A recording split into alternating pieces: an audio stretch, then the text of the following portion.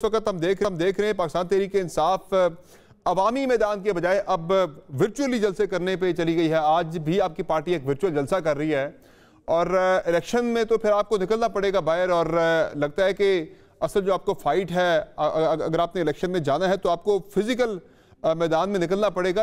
वक्ती तौर पर तो आपकी भले भले हो जाएगी जी, हमारे 20 लाख लोगों ने वर्चुअली ज्वाइन कर लिया, लेकिन असल मामला तो इंतखाबी मैदान के अंदर होना है। असली मामला तो फिजिकली आपने मैदान के अंदर उतर के जंग लड़नी है। जलसे कब कर रहे हैं? आपने केपी में बड़ा जलसा करना था, वो आप लोगों ने मौखर कर दिया। पंजाब में बड़े जलसे की आपको हिदायत थी पार्टी कायद की तरफ से, वो भी मौखर कर दिया। वो लोग जो MPO के ऑर्डर जारी करके आप ही के लोगों को हिरासत में ले रहे हैं, उन पे आपको इतमाद नहीं है कि वो शफाफ इलेक्शन करवा सकते हैं, उनकी ज़ेर निगरानी या उनके ज़ेर इंतजाम शफाफ इलेक्शन हो सकता है। आपका गिला बिल्कुल जायज है। सबसे पहले तो मैं ये कहूंगा कि पाकिस्तान की तारीख में पहली बार एक वर्चुअल जलसे का कॉन्सेप्ट हम लोग लेके आए हैं। और जिस तरह दुनिया कोविड के बाद बदली, कि कोविड के दौरान जब हम सब एक दूसरे से कटे, उसके बाद जूम और ये सारी मीटिंग सारा कुछ स्टार्ट हुआ, उसके बाद आपने देखा होगा सारा थीमेटिक सी चेंज हो गई हैं। आज आपके जितने मल्टीनेशनल्स हैं, जितने आपके गवर्नमेंट ऑफिस हैं, सारों में वो चीजें ही एक और दुनिया बदल गई है कि आप एक मीटिंग यहाँ पे हो रहा है, कराची से ज्वाइन कर रहे हैं, ये कॉन्सेप्ट पहले नहीं था।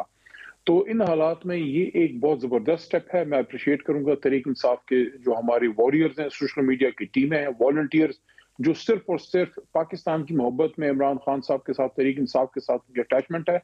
और जहां ये एक बहुत बड़ी एक एक्टिविटी होने जा रही है, वहां ये भी खबरें हैं कि जनाब कोई लिंक्स डाउन किए जा रहे हैं सोशल मीडिया के, और ये जनाब आपका ट्विटर नहीं चलेगा या यूट्यूब, तो हम कल कर लेंगे। कौन सा हमने किसी को बिरयानी खिलानी है?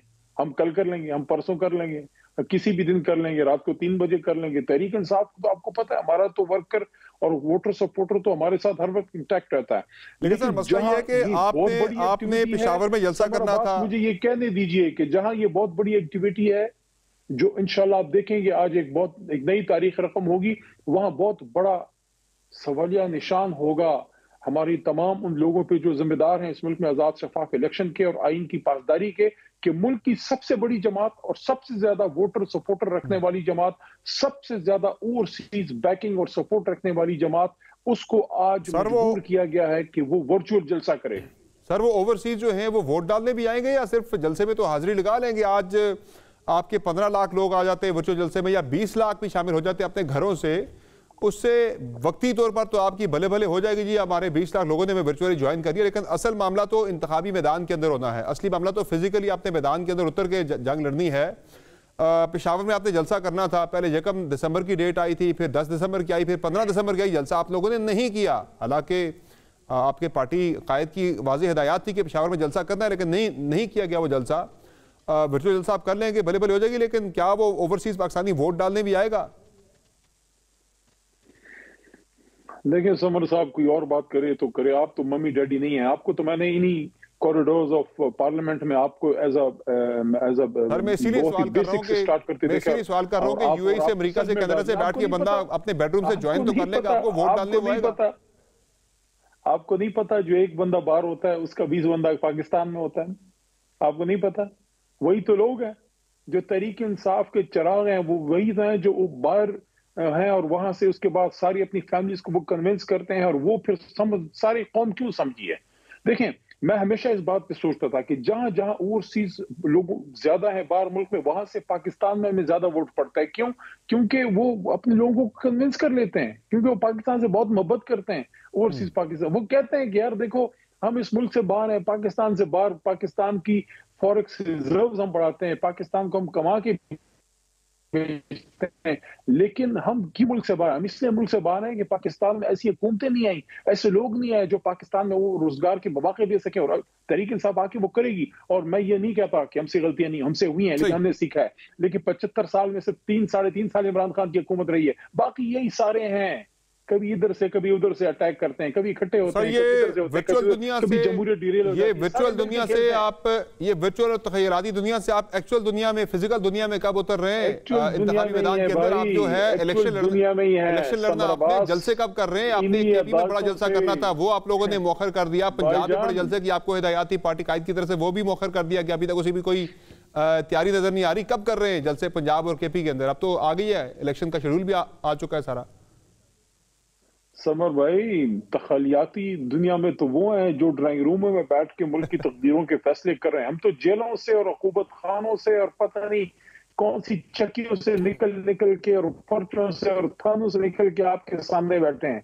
और आज भी आपने देखा होगा, बड़ी बात होती है जनाब इलेक्शन शेड्यूल आ गया। मैं अप्रिशिएट करता हूँ चीफ जस्टिस ऑफ पाकिस्तान को कि एक रात पहले उन्होंने रात को अदालत लगाई, और अच्छा हुआ कि चलो एक अदालत इसलिए भी लगी कि इलेक्शन वक्त पे हो। जो हम चाहते थे वो हो गया। लेकिन चीफ जस्टिस साहब से मैं ये जरूर पूछना चाहूंगा कि आपकी क्या इस पे नजर है जो आज जोब में बलोचिस्तान में हुआ है?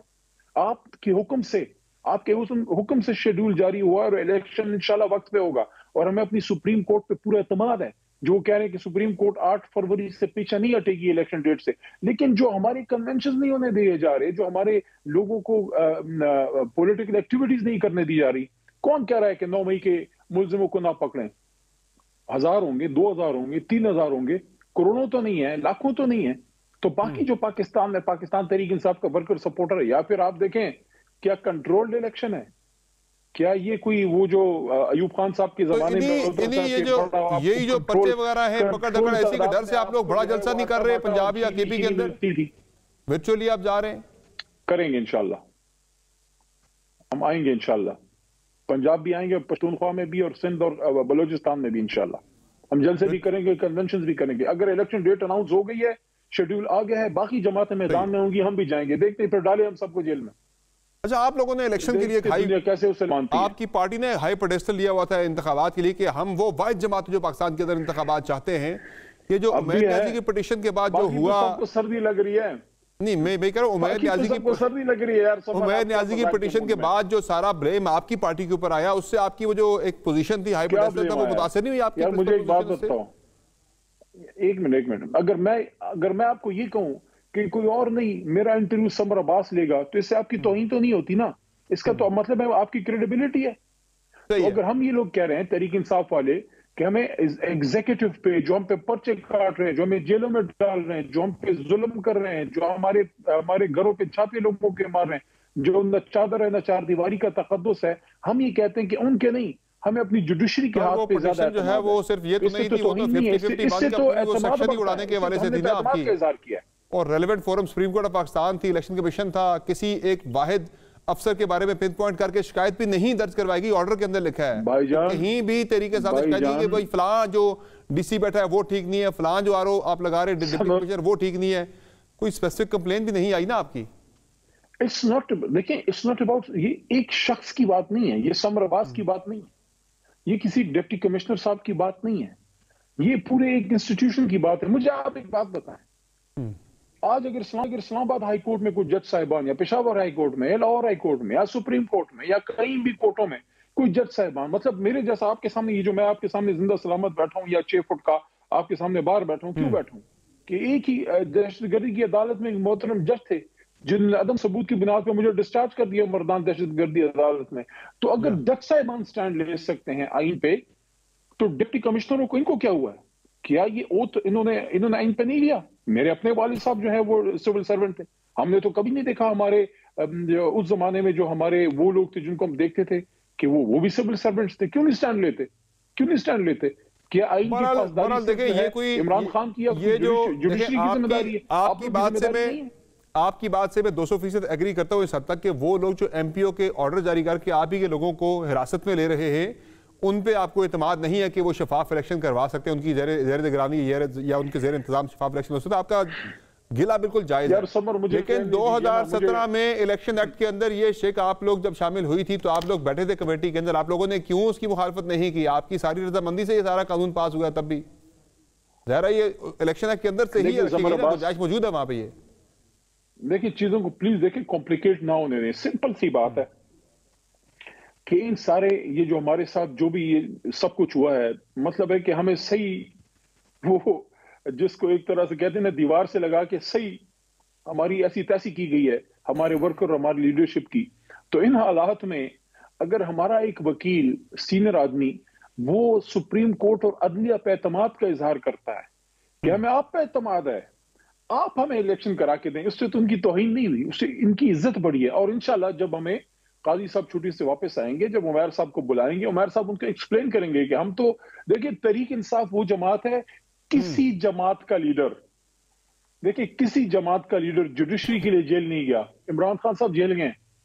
आज अगर ये जुडिशरी आजाद है और काजी साहब आजाद फैसले कर रहे हैं और बाकी, तो आइन की सपोर्ट के साथ साथ हम जैसे पॉलिटिकल वर्कर्स और वकीलों की स्ट्रगल के बाद ये सुप्रीम कोर्ट आजाद हुई है। लेकिन ये वही सुप्रीम कोर्ट है जो मुशर्रफ के जमाने में कुछ और होता था। सूरत हाल को कॉम्प्लिकेट करने का इल्जाम आप मेरे पे न लगाएं। सूरत हाल complicate supreme court of Pakistan में हुई है, जहां आपके बंदे पे, जहां आपकी पार्टी पे इलेक्शन के पूरे प्रोसेस को डीरेल करने का इल्जाम लगा सुप्रीम कोर्ट ऑफ पाकिस्तान की तरफ से कि आप पूरे प्रोसेस को डीरेल करना चाहते थे। इल्जाम आपके ऊपर लगा, आपके बंदे को कंटेम्प्ट ऑफ कोर्ट का नोटिस हो गया वहां से।